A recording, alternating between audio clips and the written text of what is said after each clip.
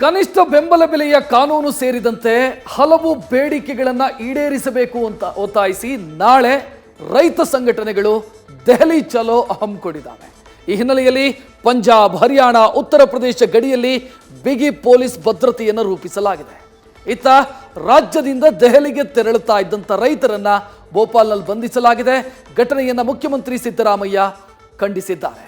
ಅಷ್ಟಕ್ಕೂ ಈ ರೈತರ ಬೇಡಿಕೆಗಳು ಏನು ಅನ್ನೋ ಡೀಟೇಲ್ ನಿಮ್ಮ ಟಿವಿ ಸ್ಕ್ರೀನ್ನ ಮೇಲೆ ಬರ್ತಾ ಇದೆ. ಇಡೀ ದೇಶದಲ್ಲಿ MS ಸ್ವಾಮಿನಾಥನ್ ವರದಿ ಜಾರಿಯಾಗಬೇಕು ಅನ್ನೋದು ರೈತರ ಬೇಡಿಕೆ. ದೇಶದಲ್ಲಿ ರೈತರು ಬೆಳೆದಿರುವಂಥ ಬೆಳೆಗೆ MSP ಅಂದರೆ ಕನಿಷ್ಠ ಬೆಂಬಲ ಬೆಲೆ ಎಲ್ಲ ಬೆಳೆಗೂ ಕೂಡ ನಿಗದಿಯಾಗಬೇಕು ಅನ್ನೋದು, ಜೊತೆಗೆ 60 ವರ್ಷ ತುಂಬಿದ ಎಲ್ಲ ರೈತರಿಗೂ ಕೂಡ ಪಿಂಚಣಿ ಸಿಗಬೇಕು ಅಂತ ರೈತರ ಒತ್ತಾಯ ಇದೆ.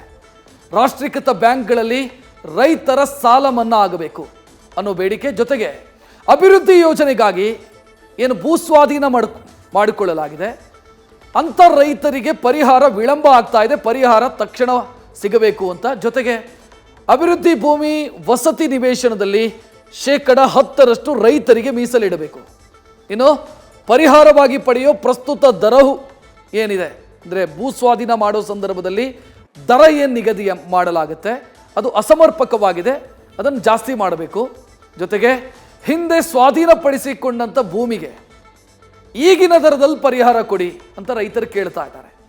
ರೈತರ ಕುಟುಂಬಗಳಿಗೆ ಉದ್ಯೋಗ ಮತ್ತು ವೈದ್ಯಕೀಯ ಸೌಲಭ್ಯವೂ ಕೂಡ ಸಿಗಬೇಕು ಅನ್ನೋದು ರೈತರ ಬೇಡಿಕೆ.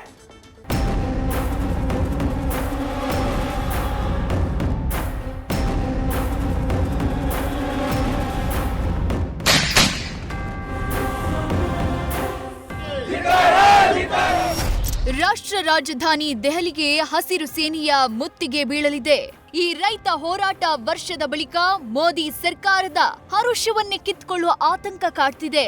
ಡೆಲ್ಲಿಯ ದಿಕ್ಕು ದಿಕ್ಕಿನಲ್ಲೂ ರೈತರ ಪ್ರವಾಹವೇ ನುಗ್ಗಲಿದ್ದು, ರಾಜಧಾನಿಯ ಗಡಿಭಾಗದಲ್ಲಿ ಪೊಲೀಸ್ ಕೋಟೆ ನಿರ್ಮಾಣವಾಗಿದೆ. ಹರಿಯಾಣ, ಪಂಜಾಬ್ನ ರೈತರು ಸಿಂಘು ಗಡಿಯತ್ತ ಆಗಮಿಸಲಿದ್ದು, ಮತ್ತೊಮ್ಮೆ ರಾಷ್ಟ್ರದ ಕಣ್ಣು ಈ ಹೋರಾಟದತ್ತ ನೆಟ್ಟಿದೆ.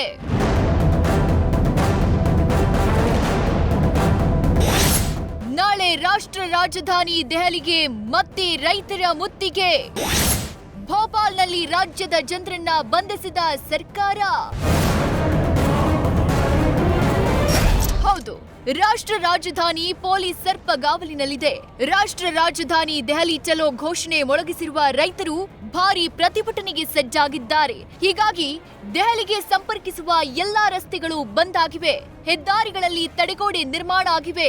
ದೆಹಲಿಗೆ ಸಂಪರ್ಕಿಸೋ ಮುಖ್ಯ ರಸ್ತೆಯಲ್ಲಿ ಸಿಮೆಂಟ್ ಬ್ಲಾಕ್, ಬ್ಯಾರಿಕೇಡ್ ಮತ್ತು ತಂತಿ ಬೇಲಿ ಹಾಕಲಾಗಿದೆ. ಸಿಂಘು ಘಾಜಿಯಾಬಾದ್ ಸಿಕ್ರಿ ಬಾರ್ಡರ್ ಸೀಲ್ ಆಗಿದೆ. ನಾಳೆ ದೆಹಲಿ ಚಲೋಗೆ ಕರೆ ಕೊಟ್ಟಿದ್ರಿಂದ ಕರ್ನಾಟಕದಿಂದಲೂ ರೈತ ಯಾತ್ರೆ ಆರಂಭ ಆಗಿದೆ. ಹೋರಾಟಕ್ಕೆ ತೆರಳಿದ ರೈತ ಸಂಘಟನೆ ನಾಯಕರು ಮತ್ತು ಪ್ರತಿನಿಧಿಗಳಿಗೆ ಅರ್ಧ ದಾರಿಯಲ್ಲಿ ತಡೆ ಬಿದ್ದಿದೆ.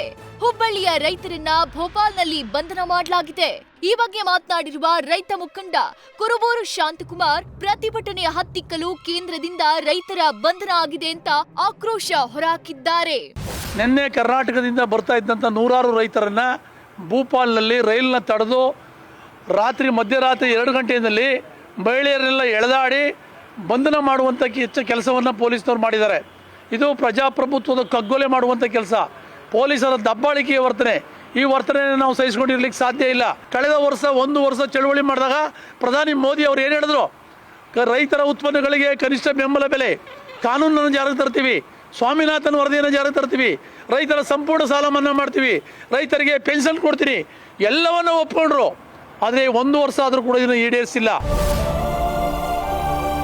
ಇನ್ನು ರೈತರ ಬಂಧನವನ್ನ ಖಂಡಿಸಿರುವ ಸಿಎಂ ಸಿದ್ದರಾಮಯ್ಯ, ಮಧ್ಯಪ್ರದೇಶ ಸರ್ಕಾರದ ಕ್ರಮ ಅತ್ಯಂತ ಖಂಡನೀಯ ಅಂತ ಟ್ವೀಟ್ ಮಾಡಿ ಕಿಡಿಕಾರಿದ್ದಾರೆ.